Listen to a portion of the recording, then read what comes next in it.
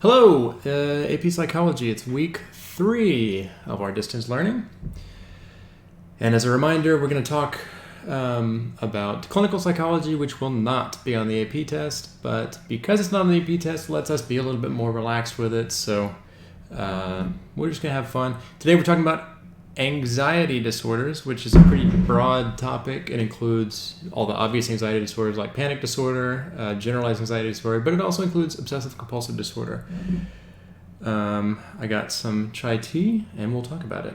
You can see my chai tea, Pink Freud is what it says. Get it? I like it. Anyway, I've kind of mapped out the rest of the semester, and it looks like this. It's a little small here, and I guess I should get my head out of the way. But these are the days that I'm seeing us having. Like today, well, I'm actually recording this on Sunday, but today for you is Monday the 6th. So we have 6, 8, 10, then 14, 16, 20, 22, 24. And I heard we might get out for Easter, whatever that even means. But the best I can tell, we have 13 days of class until the AP test. We're going to talk more and more about the AP test as it approaches, but this is kind of how I've broken down each day that we'll have until the AP test. So today we're talking about anxiety disorders in clinical, then tomorrow we talk about somatoform disorders, not tomorrow, Wednesday, then Friday we talk about basically the rest of the disorders, but that includes dissociative, I'm not even going to go into it right now, but and eating disorders. Then we'll take a quiz, which will obviously be open note, and it'll basically be what psychology gets as their test over this unit, but it'll be open note, so it should be pretty manageable, get you a good quiz grade in. Then we'll be doing social, which is the other unit that we're not covering, but that still gives us for 2 days, which is, we're going to be flying real fast. And then we spend 7 days, and all this can be modified if necessary, but then we spend 7 days each day going over an entire unit of the units that will actually be on the AP test. So that's that. And then I've already gotten some hints as to what's actually going to make up the free response question. As we know more, we'll kind of strategize about the free response question and even what's allowed. I've heard that it's open book, but you don't even have books. So we'll learn more as it comes closer, and we'll talk about that. We'll spend a whole day reviewing and practicing, and then I've forgotten what even day it is, but then the AP test will be on that day, and you'll take it, and it is what it is. But it'll be good, and I think we're going to be in good shape for it. Let's see. The last lecture I gave, the Google Forms assignment, there were, I think, 3 questions that had, there were like 3 questions that had descriptive answers and 3 questions that had A, B, C, D, E answers. And so if you got one of the A, B, C, D answers, I counted off, but I even gave you some bonus points. So I think the worst grade you got could have gotten was an 8 out of 10. So I'm trying to go real relaxed. Let's just relax on this and have fun. Here's a tip though. I actually haven't even written the Google form to go with this lecture yet. I'm going to write it afterwards. But if I were you, I would go ahead and bring up the Google form so you can kind of answer the questions as we go rather than listening and then having to go back and try and find stuff. So I'll try and write the Google form to be about what we talk about. So anxiety disorders. I don't think this should be too long, but let's just go right into it. So if you go to the class website, AP Psych, then go down to clinical. Right here we have the anxiety disorders handout, which I also have an obsessive compulsive disorder handout, and I'm kind of forgetting how that's different. Yeah, it's not. Yeah, okay. So anxiety, I need to just take the OCD handout off the website, but the OCD handout is inside of the anxiety handout. By the way, speaking of forgetting things, I realized on my last video, I looked up obsessive compulsive disorder in the DSM, and I said something like, that's not how I remember it. Or what was in my head was ADHD, and then I looked at OCD, so I just got confused there. ADHD is funny in the DSM because it's so broad that depending on how liberal you want to be, you can kind of qualify for anything. But all right, and heck, let's take a side note and just look up ADHD. DSM-5. We'll look at what it takes to qualify for, since I got that wrong last time. And then we'll go straight into anxiety.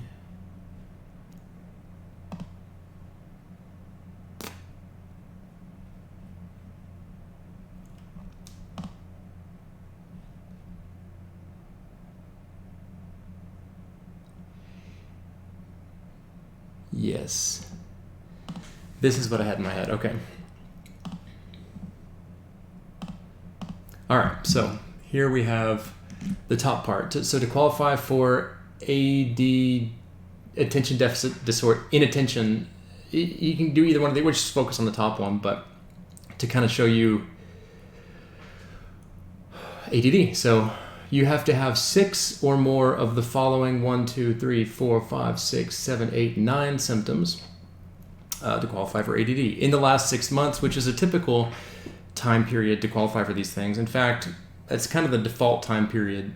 Schizophrenia, I think it's also 6 months, and it's actually a subset of schizophrenia if it's less than that. So there's a thing called brief psychotic episode, which would be like a psychotic break. Something happens and you lose your grip on reality, but it only lasts for a week. That actually wouldn't be schizophrenia. There's also a subset of schizophrenia, which I've forgotten the name of, that's schizophrenia but doesn't fit the 6-month criteria. So at least 6 months, and you have to have this. So keep a mental check in your mind of these 1, 2, 3, 4, 5, 6, 7, 8, 9 things. If you have at least 6 of them, congratulations, you have ADD. If a therapist were to check this out for you. 1, often fails to give close attention to details or makes careless mistakes in schoolwork, work, or other activities. 2, often has difficulty sustaining attention in tasks or play activities. 3, often does not seem to listen when spoken to directly. 4, often does not follow through on instructions and fails to finish schoolwork, chores, or duties in the workplace, not due to oppositional behavior, which would actually be a different thing. It would either be oppositional defiant disorder, something if it's young, and then if it's old, it would be antisocial personality disorder, I think. 5, often has difficulty organizing tasks and activities. 6, often avoids, dislike, and is reluctant to engage in tasks that require sustained mental effort. 7, often loses things necessary for tasks or activities. 8, is often easily distracted by extraneous stimuli. And finally, is often forgetful in daily activities. So you can see with this list of 9 symptoms, did anyone get a perfect score? Anyone? You could, especially how liberal you want to be with that, you can kind of work your way into it or out of it if you don't want it. Okay, let's go right into anxiety. So today we're doing anxiety disorders. I want to make sure my head's not, I might move myself over a little bit here. Head's not in the way. Anxiety disorders include generalized anxiety. Let me do a brief overview of the whole thing and then we'll dive in. Generalized anxiety disorder, which actually is one of the things I have. I'll talk a teeny bit about that. But that's kind of generally being anxious. There's phobias, which we learned about in the learning unit. The most common phobia is here. Social phobia is exactly like it sounds. Panic disorders, having panic attacks. Agoraphobia is fear of the outside, sort of oversimplified. And then OCD is way more complex than most people think that it is. Okay, starting back at the beginning. Generalized anxiety disorder is kind of like it sounds. It's general anxiety. It's not even anxiety necessarily about a specific thing. If you're always worried about this one thing, that probably, it might be generalized anxiety, but generalized anxiety is just, it's almost like your brain looks for things to be worried about. And even if you fix the thing that you're worried about, your brain's going to latch onto something else to be worried about. There's some worry type things that would more fall into OCD, but and here's the 6-month thing again. So,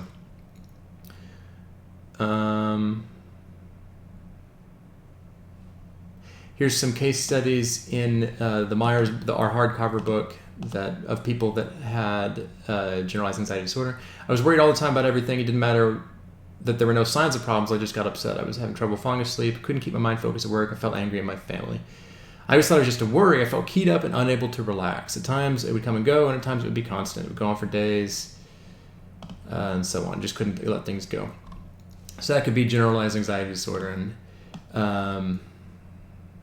yeah, I worry a lot. I think it's funny. People usually have some of the disorders.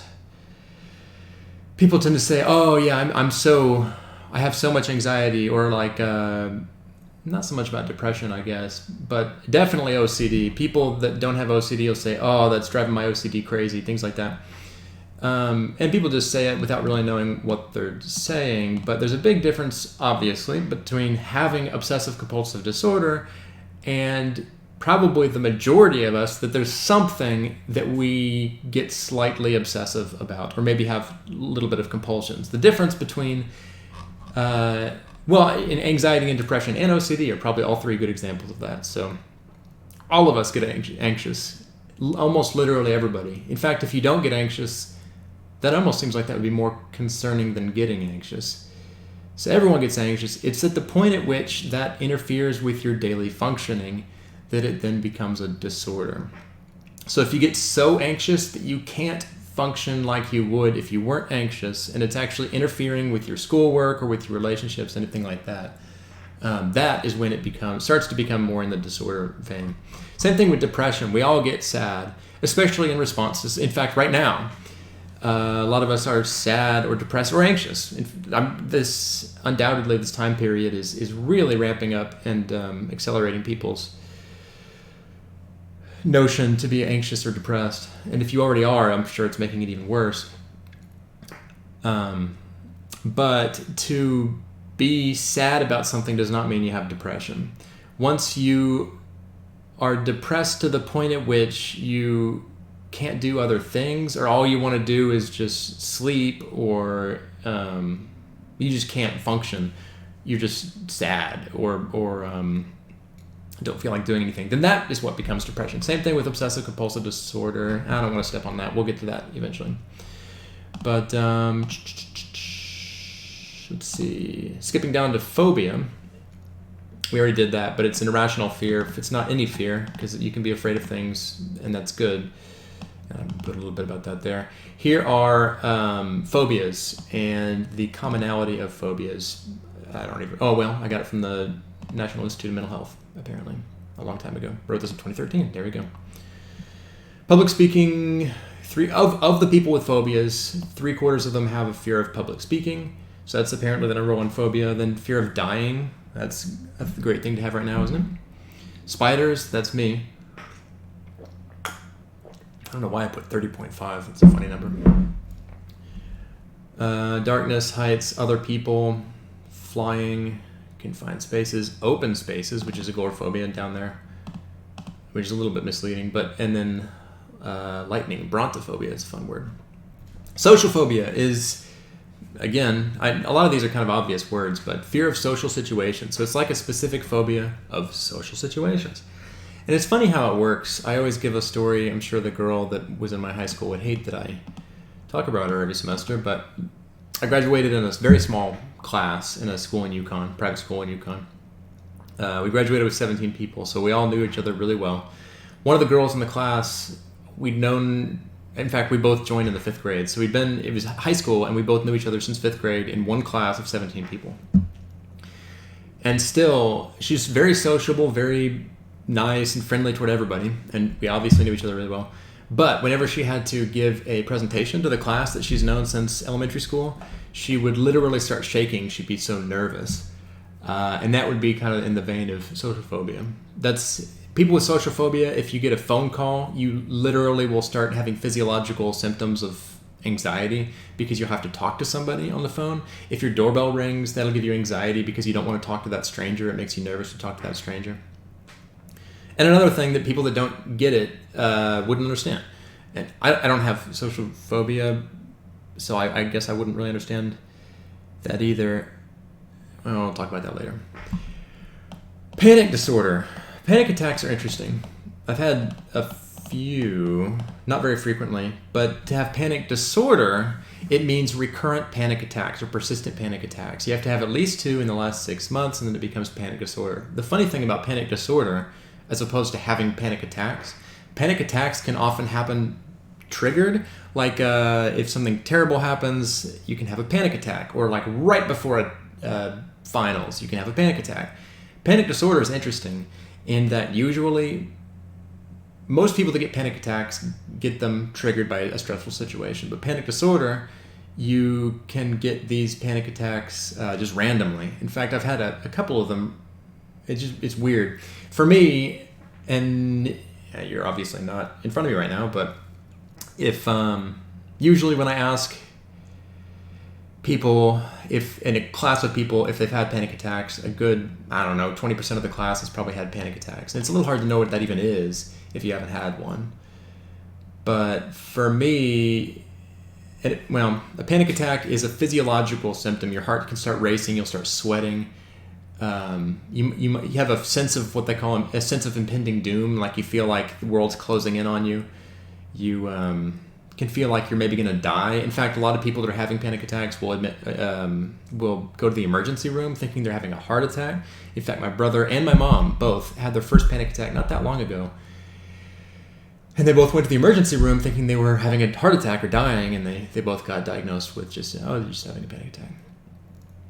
But I've had a couple panic attacks, not that frequently. In fact, thankfully, haven't had one for probably a few years. But the funny thing for me is, usually before I get it, I can taste it tastes like copper or metal in my mouth. It's just weird, I don't know why, and if that happens, I know that I'm about to have a panic attack. And the panic attack for me just feels like I'm very claustrophobic and I can't really move. I just need to get out. And I don't have panic disorder, but speaking to the randomness of the occurrence of panic attacks within panic disorder, I had one once just by myself in my living room on the couch. I can't think of a more peaceful time than that, but I just had a panic attack. And then my wife came home and I couldn't even really talk. I had one at church. We were in a small group. I just had a panic attack. Had to get out of the room. Agoraphobia it says fear of open spaces, which is a little misleading. It's agorapho. If you've watched The Office, Karen, I think, is the girl that Jim dates, like in season 3, somewhere in there. She makes a joke about him being agoraphobic when he doesn't want to go to parties. It ends up in people that don't leave their house, so like shut-ins might have agoraphobia. It's fear of open spaces because it might be difficult to escape the open space, which sounds kind of funny.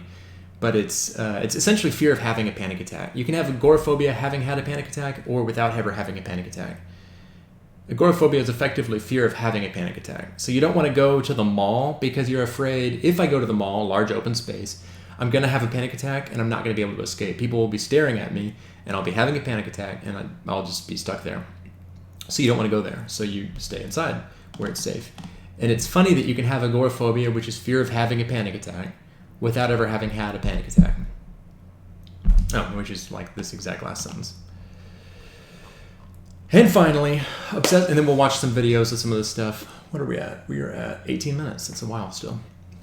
Obsessive compulsive disorder. Obsessive compulsive disorder is, the stereotype of it is one of two things, I guess. People that like things to be really orderly, or germaphobes. But really all it is cycles of obsessions and compulsions. Obsessions are thoughts that you have that create anxiety. Like, there's germs everywhere, especially right now. This whole thing is making everything worse with mental health, but certainly someone with OCD would not enjoy all that's going on. But you'd say there's germs everywhere, and that would be your obsessive thought that creates anxiety. Your compulsion is the behavior, the ritualistic behavior that you do to reduce the anxiety from the obsession. So if your obsession was germs, then your compulsion would be to wash your hands, or to not touch the doorknob and only touch the doorknob through your shirt, or to wash your hands with scalding hot water and soap. And people do that so much that their hands bleed. Or it can even be, it gets a little odd. There's my best friend that I talked about a while ago has obsessive compulsive disorder, and it can get outside of those two things too, the germ and the need for orderliness. It can also be you have obsessive intrusive thoughts like wanting to kill people, and bear with me, but that sounds a little odd that OCD could be wanting to kill people, but you have these intrusive thoughts that you don't want to kill or that it's more of like a fear that you're going to kill somebody. And actually, we're going to watch a video, which, by the way, I'm fairly confident that YouTube's going to copyright this, but we'll see. But you can have intrusive thoughts. I don't want to kill somebody. I'm afraid that I could kill somebody. And then you'll avoid any situation where there's any kind of knife, gun, bats, anything like that. That would be your compulsion to avoid those situations, or even avoid people because you're afraid that you'll just have this overwhelming urge to like strangle them or something. You can also have a religious obsession. You can have obsession with feelings of guilt that come in. So you're flushed with guilt over, it could be actual things, it could be nothing. You just feel guilty. And then your compulsion, and this is an example of a funny example in that it's good. In fact, hand washing is good as well, but your compulsion then could be praying, and that would reduce the anxiety from the feeling of guilt. Or even going to confession, which again is good, but it could be caught up in a sort of OCD spiral as well. Prevalence of OCD is about 1% or a little more than 1%. There's a lot of articles like the 27 images to drive your OCD crazy, which we would watch if we had more time, but we don't, so we won't. Let's see. Well, let's do this. You have to, for generalized anxiety disorder, you have to have at least 3 or more of these to have generalized anxiety disorder for the last 6 months. So there's that 6 months again. Number 1, restlessness or feeling keyed up or on edge. 2, being easily fatigued. 3, difficulty concentrating or mind going blank. 4, irritability. 5, muscle tension. And 6, sleep disturbance. And that would then lead to generalized anxiety disorder. It's funny. There's a fantastic show. We're going to watch some clips of this show on A&E. And they actually apparently just put out every single episode. I bought them on Amazon, and I usually show them in class. We spent a day watching these. They're really fantastic. They have actual therapists. Ooh, I should talk about treatment for this. They have actual therapists that come on, and they will treat actual people. It's a reality show with OCD. Before this, let me explain what cognitive behavioral therapy is in terms of OCD. And then we'll watch a cognitive behavioral therapist treat OCD. Kind of skip around a little bit, and I'll try and keep this video from getting too long. But with OCD, you would, in fact, one of the most empirically valid or one of the most scientifically researched and effective forms of therapy is called cognitive behavioral therapy. And it's 2 things, cognitive and behavioral, which both work really well with obsessive compulsive disorder. The cognitive part is reframing what they call catastrophic thoughts. So if you had, let's say, germ OCD, you're at an emotional level, maybe not even logically, but emotionally, you would believe things like, if I don't wash my hands between every single class at McGinnis, I'm going to get the flu, and then I will die of the flu, or something like that. You'd have an illogical, irrational, catastrophic thought. Or like, if I don't do this, then something bad will happen to my mom, which would be even more illogical. Like, if I don't wear these socks, something bad will happen to the baseball team, or whatever. But your therapist would walk you through, all right, so what's actually going to happen if you don't wash your hands between 2nd hour and 3rd hour? And you'd say, and she'd walk you through like, yeah, you're going to feel bad, but nothing actually bad's going to happen. So it'd be walking down your illogical beliefs. The behavioral side of cognitive behavioral therapy is then having it's exposure therapy. So same thing you would do with phobias that we talked about earlier in class. And that would be with germ-based OCD. It would be like, all right, so I want you to go 3 hours without washing your hands, which is a bad example right now because you wash your hands all the time. But or if it's it'd be exposing yourself to your obsessions and allowing yourself to stay with your obsessions, let the anxiety grow, and then realize that your mind will reduce the anxiety on its own without the compulsions. We're going to skip around here. Nicole. And this will probably get flagged by A&E and copyright struck. So hopefully the copyright strike will just mean it's not monetized, but it can still be on there, because sometimes they'll actually block the video altogether, in which case I'd have to host this somewhere else, but we'll see.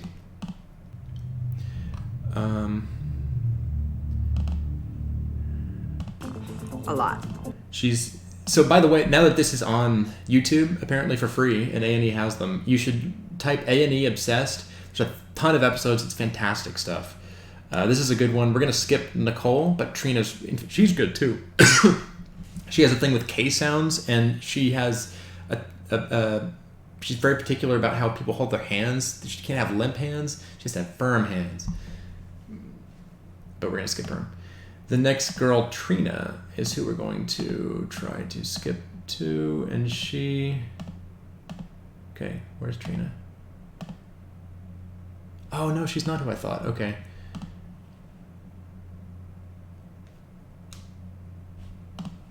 Well, shoot, who am I thinking of? Dang.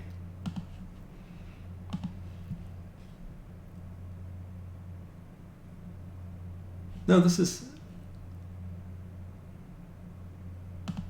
her. Okay, yeah, this is her. Okay, so she has intrusive thoughts about killing people, like I said, that my best friend has. So we'll hear her describe that, and then there's a really interesting behavioral therapy that I don't want to ruin, but here we go. Like personality, very playful, very loving, and very loyal. Come on, baby. Sometimes I get lonely because of the OCD. I completely isolate myself. It's severed a lot of my friendships because I'm like, okay, I'm gonna have those thoughts. Can I kill them? Can I choke them? I just feel like they're not safe with me. So that's why I completely avoid them.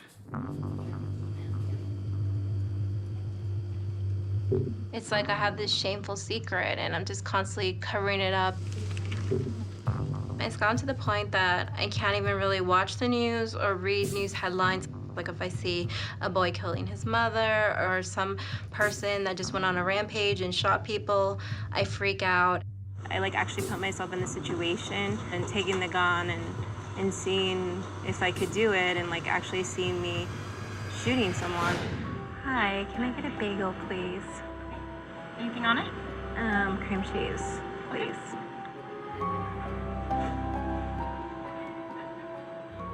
If I see a sharp knife, I actually see myself picking it up, and then I could just stab someone in the throat multiple times and just keep on and not even care. I cannot be near a knife ever. Like normal people can.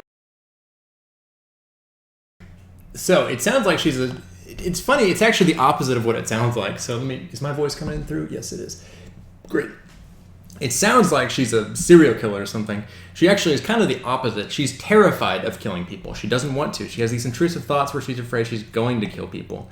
So the therapist comes in, walks her through all that, which I'm going to spare you the time of doing that. But she does something very interesting. She, has her recording herself saying all these really violent things, which is interesting. But then after that, let's see if we can skip to listening to herself saying really violent things. Then the therapist gets a box of knives, has, what is her name? Trina. Pick one of the scariest looking knives, and she's going to hold it up to the therapist's throat, proving to Trina that she, given the opportunity, will not actually kill the therapist. It's a lot of bravery for a therapist to do that, but here we go. Go ahead.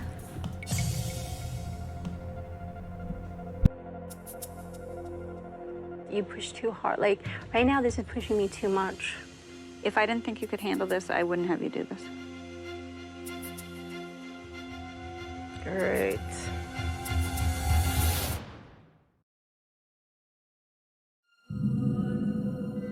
Like that. I want you to feel. Can you feel the cartilage? Yes.